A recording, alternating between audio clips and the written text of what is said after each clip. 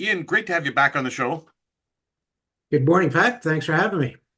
Last time you were on, you were talking about projects that you've got in Saskatchewan, looking at nickel. You were talking about the challenges facing small junior nickel companies as well, which I thought was fascinating.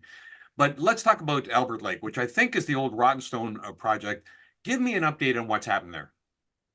Yeah, that's correct. Yeah, it is the old Rottenstone project, and we did do some drilling there in January and February. And we were targeting initially with the very first hole. We had a very, very robust, deep conductor that was on the eastern flank of this very, very robust multi-element soil geochemical anomaly that we've identified. And the first hole proved to be, it was barren sulfides. That was the cause of the conductivity.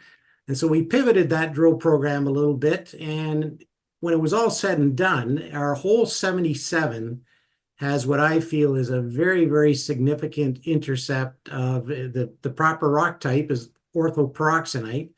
But importantly, with very little sulfide, it had a lot of nickel and platinum group element mineralization. So it's not economic, but very, very significant. 0.8% nickel with only 3% sulfides is pretty significant. And I think that is a very good indicator that we're close, and it is telling us that this soil geochemical anomaly is telling us something is there subsurface. So at the moment, we've we moved from Albert Lake, and then we went south to the Gochager Lake Project. Okay, that's how you say it, Gochager. I was going to ask you, it's spelled Gochager Lake. So let's stay just with Albert. A little bit disappointing. Do you continue to drill out through the summer, or you just say, okay, enough is enough? Well, what we've come to the realization is a lot of these targets, and particularly this hole 77, it's only 25 meters down the hole. And we were relying on a helicopter to move the drill from site to site to site. And the next time we go in there to drill, we're going to use a track-mounted machine or some sort of mechanism to move the drill over the ground and eliminate the need for the helicopter, because a lot of these targets appear to be somewhat shallow. So that was sort of one of the reasons we decided to come up a little bit short with that drill program. I think in the near term, I'd like to go back and do a little bit more surface geochemistry and just try and tighten up our grid a little bit and just see if there's something in and around that hole 77 and some kind of a vector that we could possibly follow ahead of any future drilling. Okay, so now let's move on to Gochager. Tell me about that project. Well, right after we got out of Albert Lake, we went straight south down to Gochager, and we had a very, very successful drill program there. We put our results out last week, and we're very ecstatic, very, very pleased with these results. We've, through just over 5,000 meters of drilling and 16 drill holes, from February of 2023 through to April of 2024, I think we've really opened up the potential of this particular historic deposit. We've added at least 100 meters to depth. We have mineralization as far down as 422 meters. And the borehole EM is just continuing to be a very, very successful tool. Every time we target an off-hole conductor, we're hitting semi-massive to massive sulfides that are running anywhere from 1 to 2.5% nickel. Well, I was just going to say, I saw some of the drilling highlights that you had put out, and you've got nickel, you've got copper, and cobalt embedded in those. I think there were 3 drill holes in particular, weren't there, that you were focused on?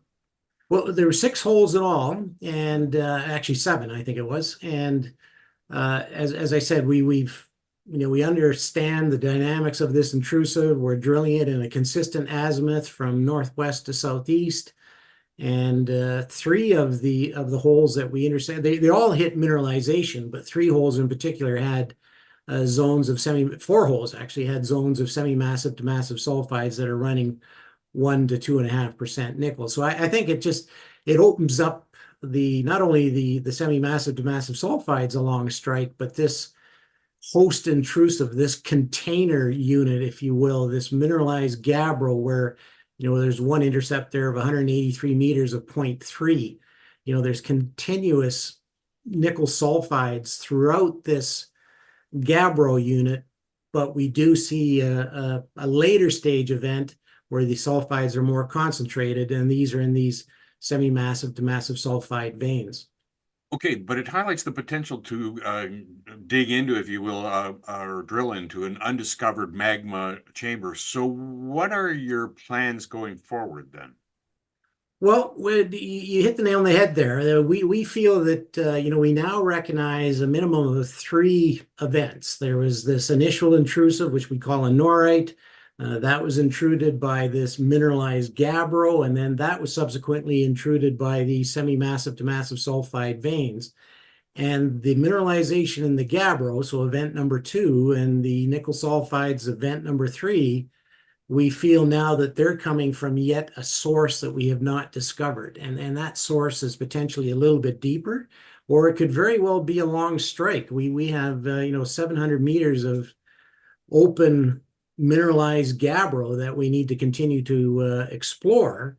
But I think if we could identify this source, this feeder, let's call it event number 4, we feel that that would be massive sulfides, and it should be quite rich in nickel. I would guess it's going to be 2 to 3% nickel.